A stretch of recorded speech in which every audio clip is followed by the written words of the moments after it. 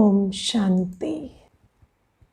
आज मीठे बाबा हमें मुरली में एक बल एक भरोसा रखने को कहते हैं, है ना, कि सर्व हद के भरोसों को छोड़ एक बाबा। क्या कहा बाबा ने? बाबा ने कहा हद के किनारों को छोड़ एक बाप को सहारा बना लो तो पार हो जाएंगे। अब आप देखो कि दुनिया में जो भी आत्मा जिसको भी अपना सहारा समझती है, उस सहारे पर वो बहुत इन्वेस्टमेंट करती है। जैसे अगर कोई व्यक्ति समझता है कि जब विघ्न आएंगे, कष्ट आएंगे, पेपर आएंगे तो मेरी हेल्थ मेरा साथ देगी।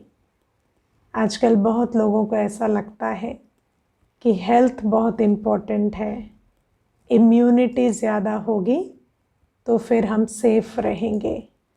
तो क्या करते हैं? बहुत सारा इन्वेस्टमेंट, मनसा का, कर्मणा का, धन का, हर चीज़ का अपनी हेल्थ पर करते हैं। किसी को लगता है कि हमारी बुद्धि बहुत कीमती है, किसी भी परिस्थिति से हमारी बुद्धि हमें पार करेगी, तो वो व्यक्ति अपनी बुद्धि पर बहुत अभिमान रखता है और बुद्धि पर बहुत इन्वेस्टमेंट करता है। कईयों को लगता है कि हमारा धन हमें परिस्थितियों से पार कराएगा, इसलिए धन को जमा करने की, इकट्ठा करने की इतनी कवायद होती है, इतना ज़्यादा इंटरेस्ट रहता है।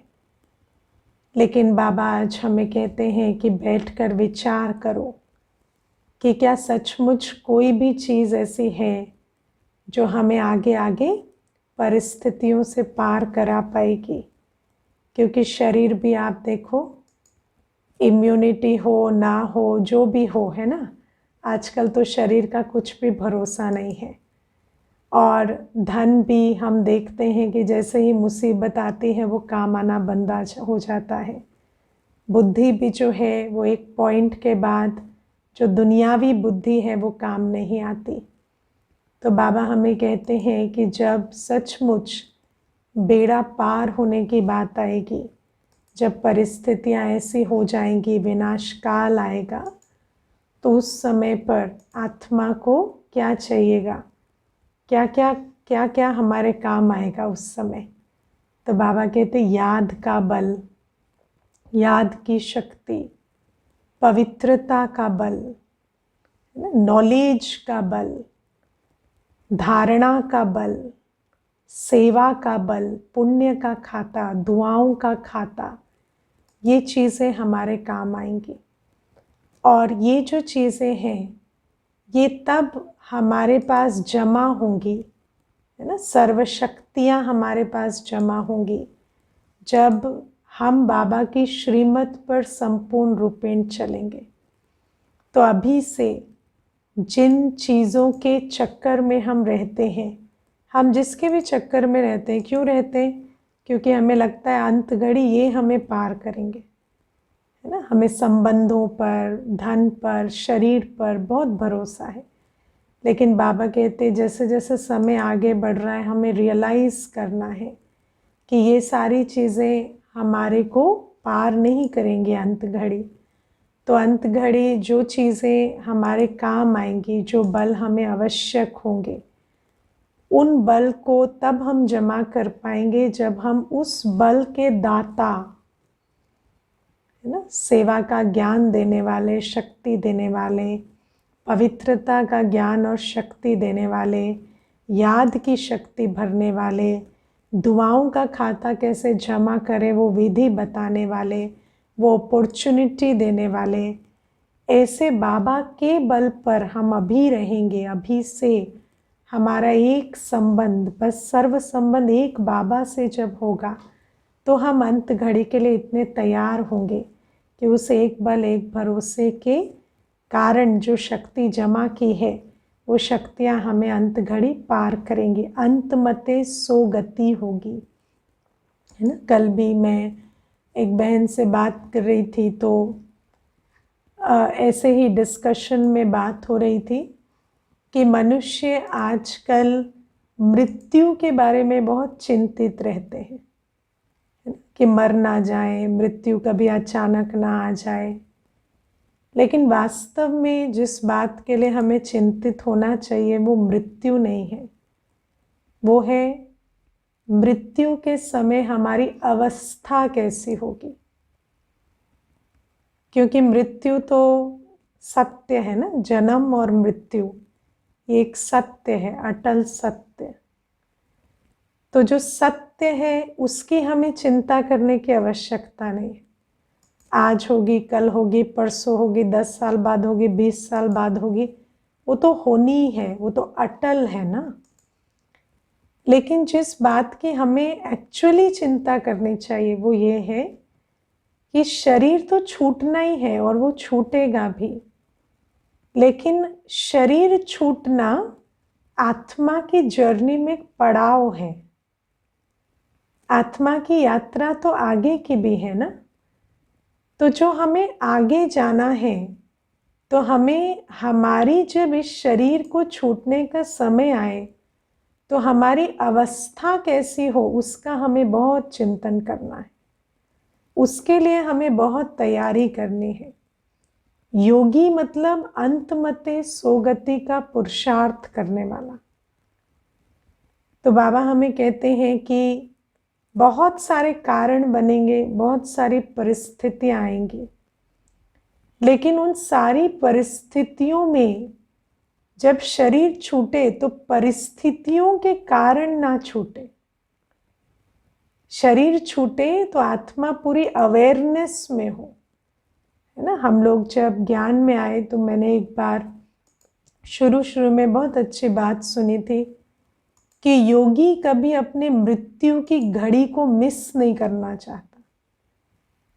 हम बिल्कुल जागृत अवस्था में ना, अवेयर अवस्था में, अवेकेंड अवस्था में शरीर छोड़े।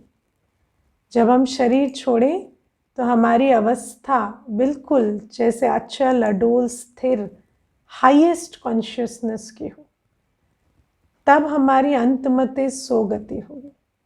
तो बाबा हमें कहते हैं ऐसी अवस्था के लिए हमें अभी से ध्यान क्या देना है कि जो बाबा, जो अंतमते सोगति का ज्ञान देने वाले, उसके लिए तैयारी करने वाले, जो कराने वाले जो बाबा है ना, उस बाबा का हमें बनना है और बाबा की हर उस श्रीमत को मानना है जो हमें अंतमते सोगति के लिए तैयार करती है, गति सदगति के लिए तैयार करती है। आज बाबा मुरली में कितनी सुंदर बात कहते हैं, मुक्ति, जीवन मुक्ति के दाता जिस भगवान को कहा जाता है, तुम उसकी सुनो यदि तुम्हारा लक्ष्य मुक्ति जीवन मुक्ति है।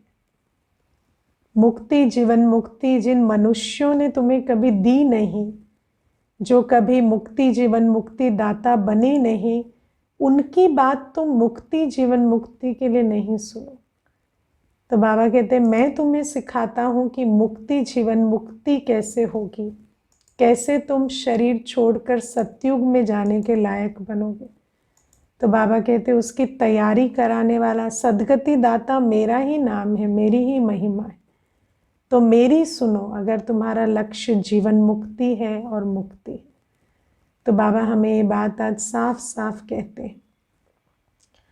और बाबा हमें आज बहुत सुंदर एक बात कहते हैं कि त्रिकालदर्शी बनकर, है ना, हर परिस्थिति में त्रिकालदर्शी बनकर निर्णय लो।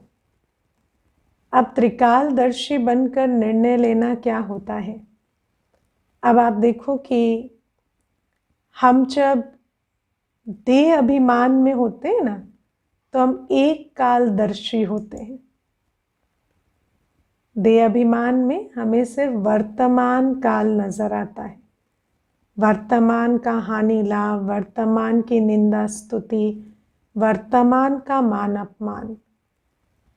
लेकिन त्रिकालदर्शी बनना मतलब आत्मा ऐसी ऊंची स्थिति में स्थित हो, ऐसी आत्मिक स्थिति में स्थित हो कि उसको अपने तीनों काल साफ साफ नजर आए, है ना।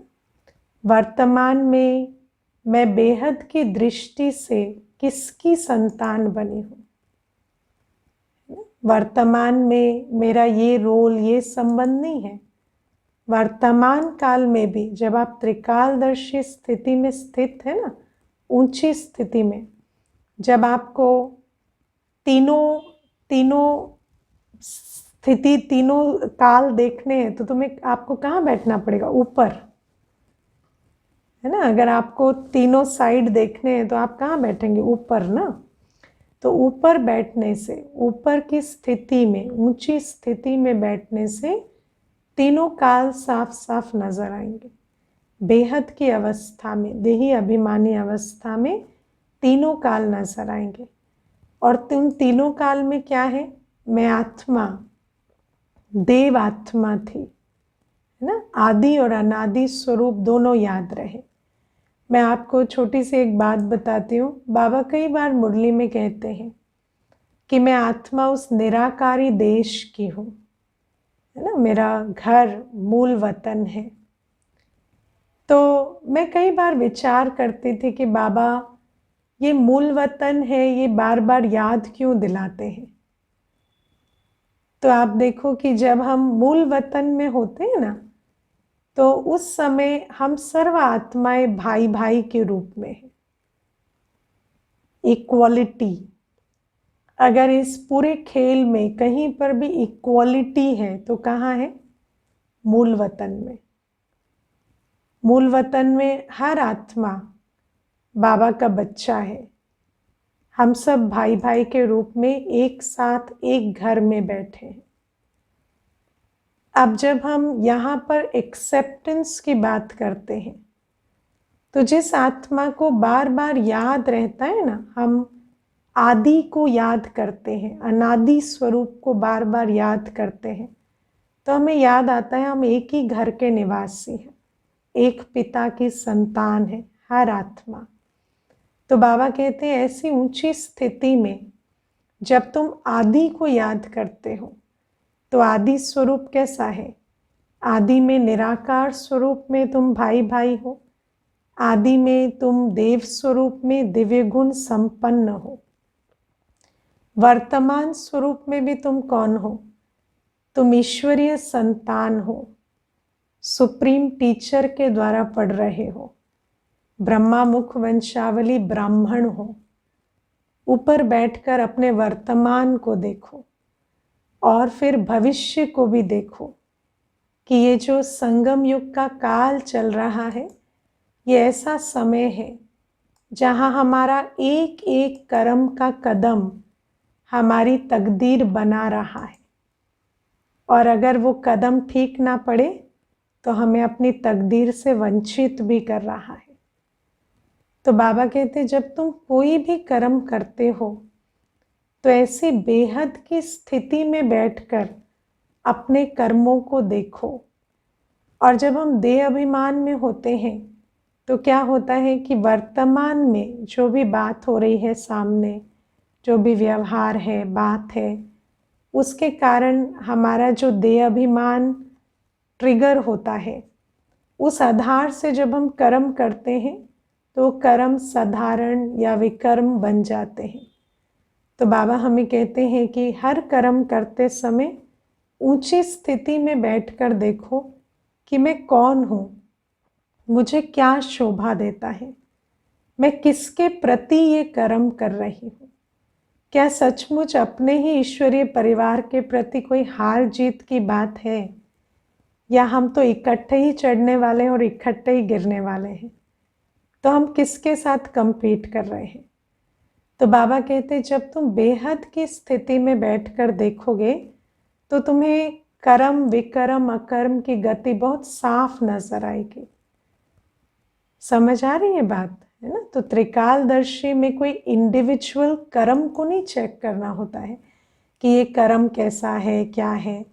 जब हम अपनी स्थिति को ऊंचा रखते हैं ना, तो हमें ऑटोमेटिकली कर्म कैसा करना है वो समझ में आ जाता है। और सबसे बड़ी बात है कि हम जो आत्मा है वो जो भी इस समय कर रहे हैं उसका फल कर्म की गति के अनुसार हमें ही मिलने वाला है। तो बाबा कहते हैं ऐसे त्रिकालदर्शी पने की स्थिति में स्थित होकर कर्म करने से हम अपने ही तीनों कालों को फिर संवारते भी हैं। ठीक है। और बाबा आज हमें और एक बात भी कहते हैं कि विजयीपन का भी नशा रखो, है ना, विजयीपन का नशा।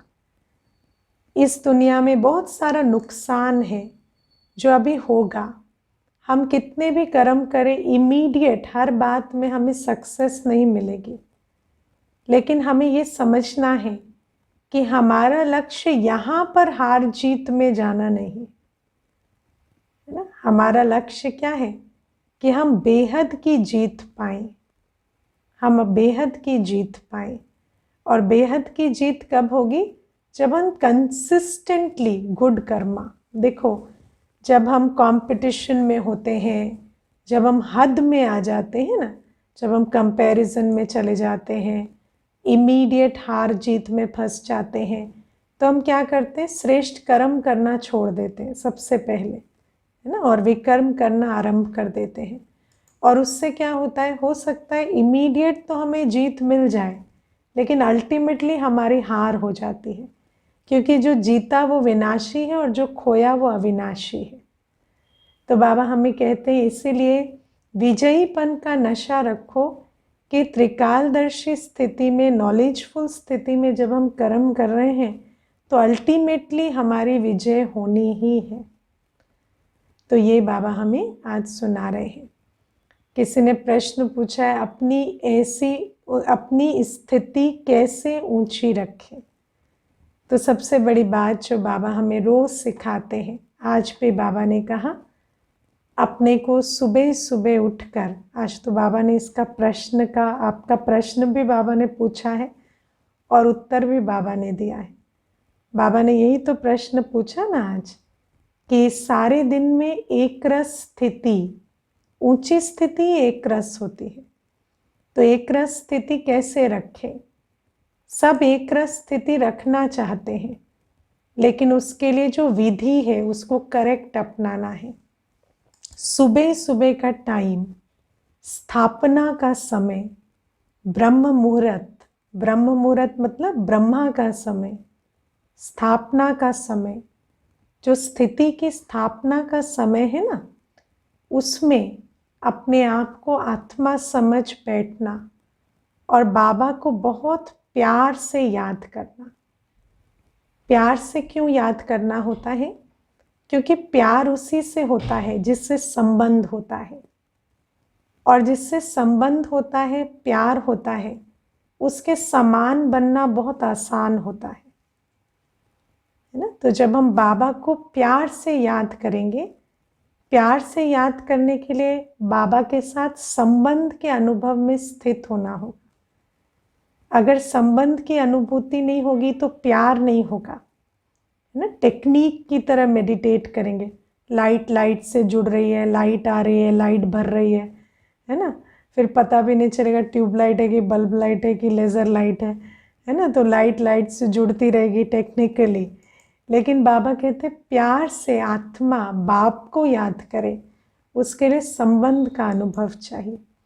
और जहाँ संबंध का अनुभव होता है, प्यार होता है, वहाँ एनर्जी का एक्सचेंज होता है, और ये एनर्जी का एक्सचेंज जो है ये हमें बाबा के समान बना देता है। और बाबा कैसा है? बहुत ऊंची स्थिति में स्थित है। मैं आज विचार कर रही थी कि जब एक आत्मा, है ना, अपनी आत्मिक स्थिति में स्थित होती है तो वो आत्मिक स्थिति कैसी होती है, उसका अनुभव कैसा होता है।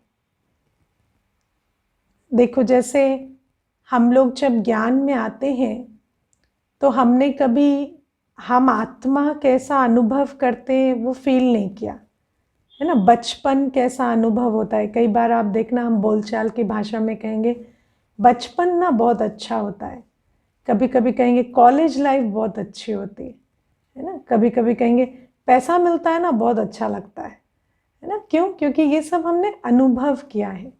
बच्चा होना क्या होता है, युवा होना क्या होता है, पैसे कमाना कैसा लगता है, सब हमें पता है। लेकिन आत्मा जब देह से न्यारी होती है तो आत्मा कैसा अनुभव करती है, सतोगुणी अवस्था का अनुभव क्या है, वो हमें नहीं पता। क्योंकि हम तमोगुणी थे ना जब हम बाबा के पास आए। तो बाबा हमें कहते हैं कि तमोगुणी अवस्था में अपने आप को कहो मैं सतोगुणी हूं, है ना। है नहीं हम अभी तो हो गए आधे सतोगुणी लेकिन जब शुरू किया तो बाबा हमें कहते थे तमोगुणी अवस्था में अपने आप को कहो कि मैं सतोगुणी हूं, और विचार सागर मंथन करो कि सतोगुणी अवस्था कैसी होगी, कैसा लगेगा। शांति, पवित्रता, प्रेम का स्वरूप जब हम होंगे तो कैसा अनुभव होगा। और जब हम उस अवस्था को योग में बैठकर विचार सागर मंथन कर कर इमर्ज करके उस अवस्था में स्थित होते हैं तो वो अवस्था हमारे साथ कुछ देर कर्मों में काम करती है ना। और फिर धीरे धीरे कर्म से संस्कार बनते, और ऐसे धीरे धीरे धीरे हमारे संस्कार परिवर्तन होते। तो जब हम बाबा के सामने बैठते हैं तो पहले हम बाबा पर विचार करें। देखो छोटा सा बिंदु है मेरा बाबा, कैसा है, छोटा सा बिंदु है, लेकिन कैसा है, ज्ञान का सागर है, पवित्रता का सागर है, प्रेम का सागर है।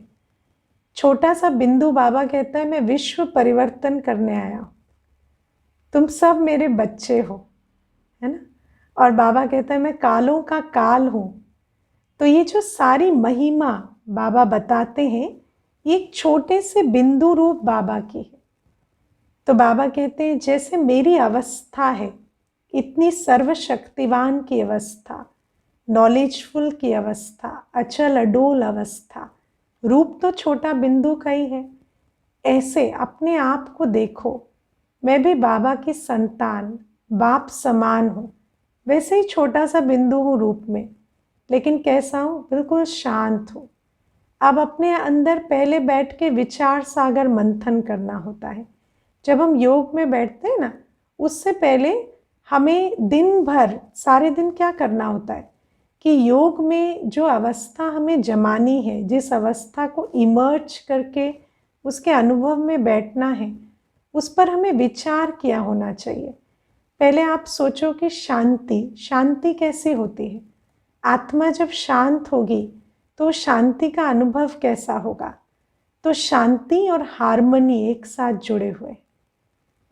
जब हम शांत होते हैं ना तो सब कुछ हार्मनी में आ जाता है ना। आप देखना जैसे शरीर का हर अंग जब हार्मनी में होता है तो शरीर शांत होता है, और जहाँ डिसहार्मनी होती है वहाँ अशांति होती है। तो बाबा हमें कहते हैं कि अनुभव करो, तुम बिल्कुल शांत हो ना, तो तुम्हारी हर आत्मा के साथ, ड्रामा के साथ बिल्कुल हार्मोनियस अवस्था है। शांति में बाबा के साथ मेरा कनेक्शन बिल्कुल स्टेबल कनेक्शन है, क्योंकि शांति में कोई डिस्टर्बेंस नहीं है, शांति में एनर्जी का फ्लो भी परफेक्ट है। फिर बाबा कहते हैं प्रेम स्वरूप आत्मा। तो प्रेम स्वरूप आत्मा कैसे होगी? प्रेम स्वरूप आत्मा, जब हम कहते हैं प्रेम स्वरूप, कल भी हम क्लास में बात कर रहे थे ना, वैसे तो हर कोई कहेगा मैं स्नेही हूँ, है ना, स्नेह के सागर की संतान हूँ, प्रेम के सागर की संतान हूँ। लेकिन प्रेम का प्रैक्टिकल एक्सप्रेशन क्या होता है? प्रेम का प्रैक्टिकल एक्सप्रेशन क्या होता है? उसको आपको बहुत विचार करना होगा कि लव इन एक्शन क्या होता है, प्योरिटी इन एक्शन क्या होती है, प्योरिटी की वाइब्रेशन कैसी होती है, प्योरिटी का अनुभव कैसा होता है। तो ये सारा जब आप विचार सागर मंथन करेंगे और फिर जब आप याद में बैठेंगे ना, और उन एक एक जो भी विचार आपने किया, तो जो भी बातें उस मंथन से निकली, उस एक एक बात को इमर्ज करके उसके स्वरूप में स्थित होने का अभ्यास करेंगे, पुरुषार्थ करेंगे, तो फिर वो जो रेजोनेंस है वो आप अपने साथ ले आएंगे। और फिर आप देखेंगे कि ये जो अभ्यास है, आत्मा समझ, बाबा के पास बैठना, ये अभ्यास हमारी स्थिति को ऊंचा कर देता है। और ऊंची स्थिति कैसी स्थिति होती है? ऊंची स्थिति में असर नहीं होता। मैं कई बार बताती हूँ ना, मैंने एक बार आर्टिकल पढ़ा, बहुत सुंदर आर्टिकल था, कि कोई भी बीमारी, कोई भी घटना, कोई भी दुर्घटना, सबकी एक फ्रीक्वेंसी है ना। पतित दुनिया की एक फ्रीक्वेंसी है। अगर आप उस फ्रीक्वेंसी के ऊपर हैं, वो आपको डिस्टर्ब नहीं करती। तो जब आप योग में बैठकर अभ्यास करते हैं ना, मैं आत्मा, परमात्मा की संतान हूं, और आत्मा की फ्रीक्वेंसी क्या होती है? उसके गुण, उसकी शक्तियां, जब हम उनके इमर्ज रूप में स्थित होते हैं, फिर जब हम वापस आते हैं, तो यहाँ की बातें आप देखेंगे, खुद ही अनुभव करेंगे कि जिस बात पर आप बहुत डिस्टर्ब हो जाते थे या रिएक्ट करते थे, वो बात ऐसे जैसे नीचे से चली गई, आपको फील नहीं हुआ, अपने आप ही वो अनुभव होता है। वो कोई कोशिश करने से नहीं होता कि मुझे आज डिस्टर्ब नहीं होना है, मुझे आज डिस्टर्ब नहीं होना है। जब हमें डिस्टर्ब नहीं होना है तो हमें अपनी वाइब्रेशन को बढ़ाना पड़ेगा। और वो कब होता है? जब हम परम धाम में, शांति के देश में, जहाँ हमारी हर आत्मा के लिए क्या है? आत्मिक दृष्टि है, रूहानी प्यार है, बाबा के साथ हमारी बाप समान अवस्था, ऊंची अवस्था है।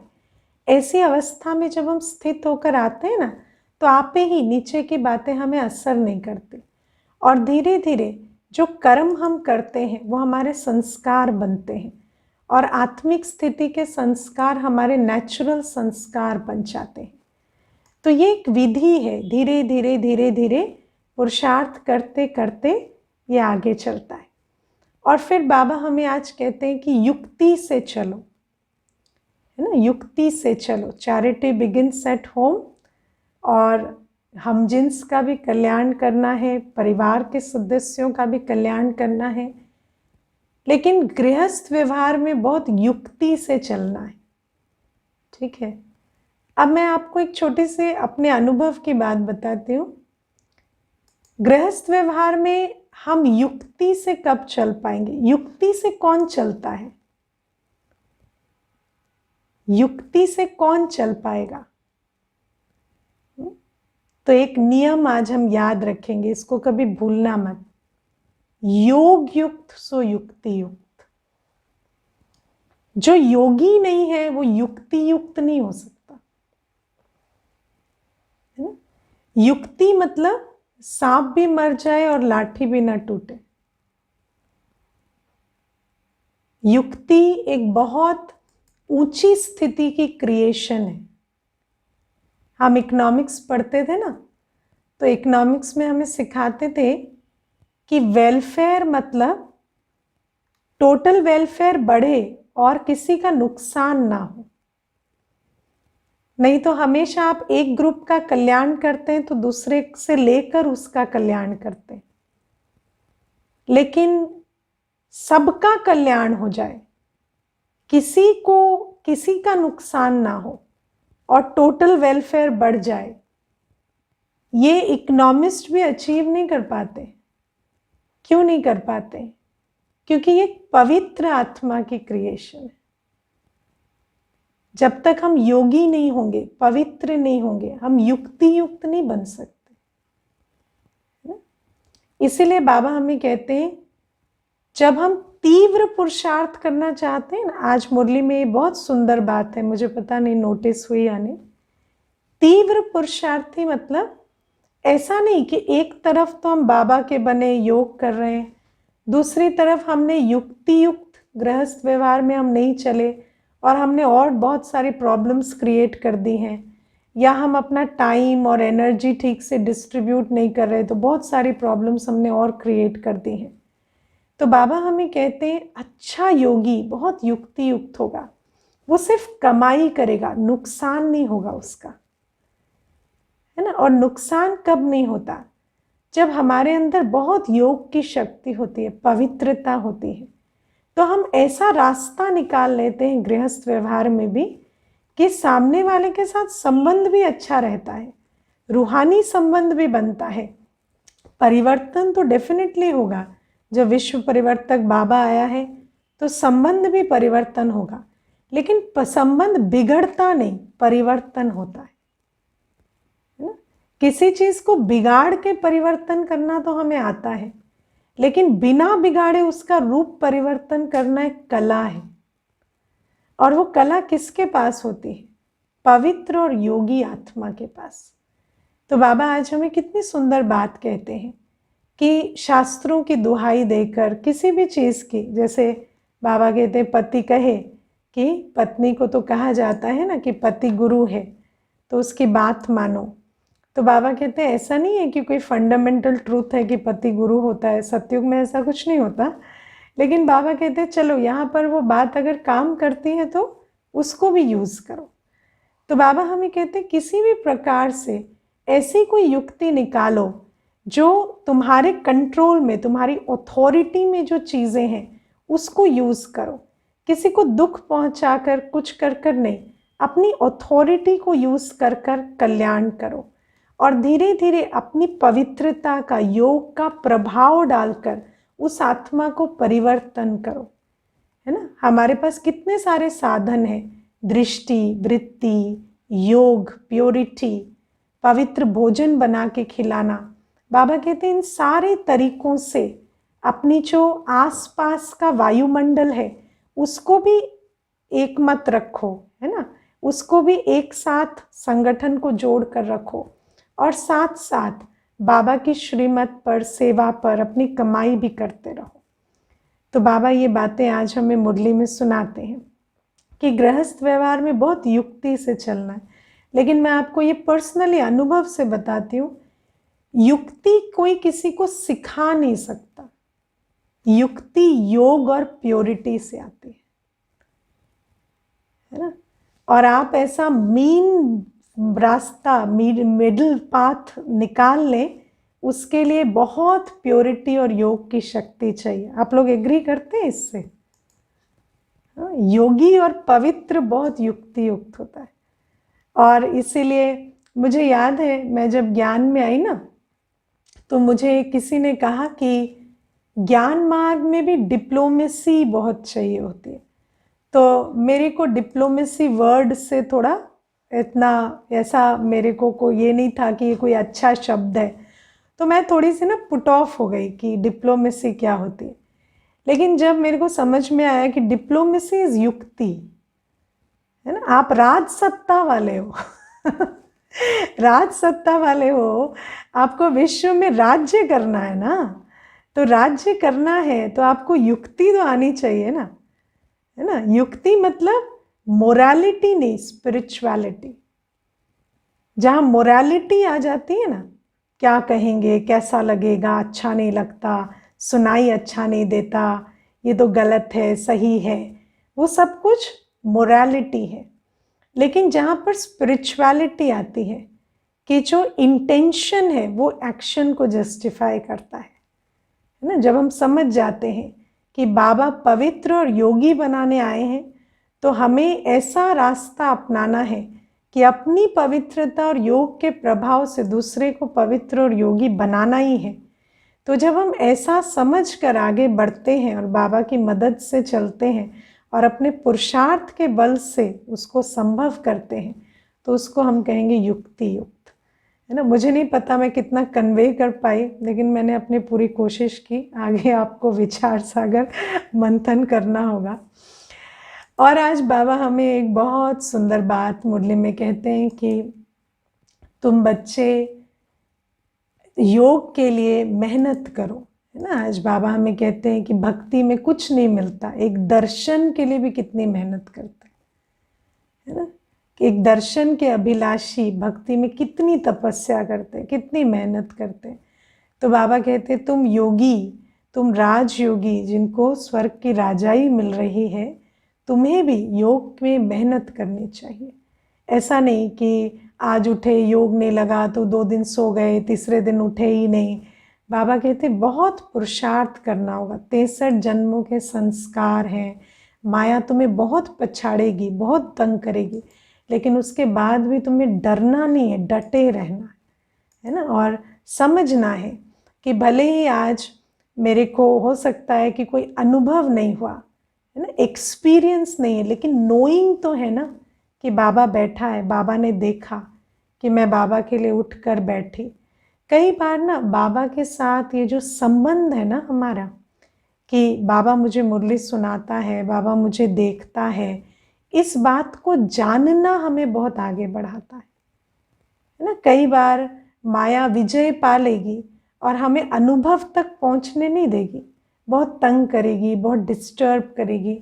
लेकिन बाबा कहते हैं जो विजयीपन का नशा है ना, कि भगवान ने मुझे कोटों में से चुना है, अपना बनाया है, पढ़ाता है, वो देखता है कि मैं उठा बैठा, मैंने पुरुषार्थ किया। तो बाबा कहते हैं इस नशे से आगे बढ़ो और छोटी छोटी बातों में फंसकर अपने पुरुषार्थ को छोड़ो मत।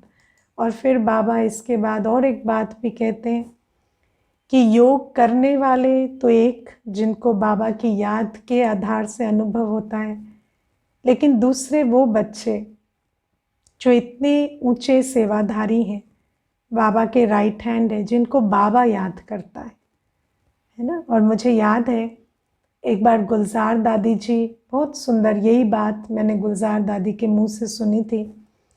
और गुलजार दादी ने वहाँ कहा कि बाबा को आप याद करते हैं तो कितना अच्छा लगता है। फर्ज करो बाबा आपको याद करे तो कैसा लगेगा, है ना। विचार करके तो देखो, है ना। हम कहते हैं हम 30 मिनट योग में बैठे, 2 मिनट बहुत अच्छा योग लगा, तो 2 मिनट में ऐसी खुशी होती है जो सारे दिन हमें उमंग भरती है। तो बाबा कहते हैं जो सेवाधारी होते हैं उनको बाबा प्यार करता है, और जब बाबा प्यार करता होगा तो कैसा अनुभव होता होगा, है ना। तो दादी वो बात कैसे कह पाती, क्योंकि दादी ने तो इस तन को भी स्वाहा कर दिया ना, तन को, मन को, हर चीज को स्वाहा कर दिया दादी ने। तो कितना दादी को अनुभव होगा कि बाबा का प्यार क्या होता है। तो बाबा हम बच्चों को कहते हैं कि मैं परमधाम से आकर विश्व परिवर्तन के लिए यहाँ बैठा हूँ पतित दुनिया में। क्या तुम अपना तन मन धन जीवन लगाकर इस कार्य को मेरे साथ आगे नहीं बढ़ाओगे, है ना। और इस जीवन में ऐसी क्या प्राप्ति है जिसके पीछे हम इतना लगे हुए हैं कि हम अपने को बाबा के यज्ञ में स्वाहा नहीं कर सकते। तो बाबा कहते हैं तुम्हारे पास जो भी है उसको तुम ईश्वरीय सेवा में लगाओ।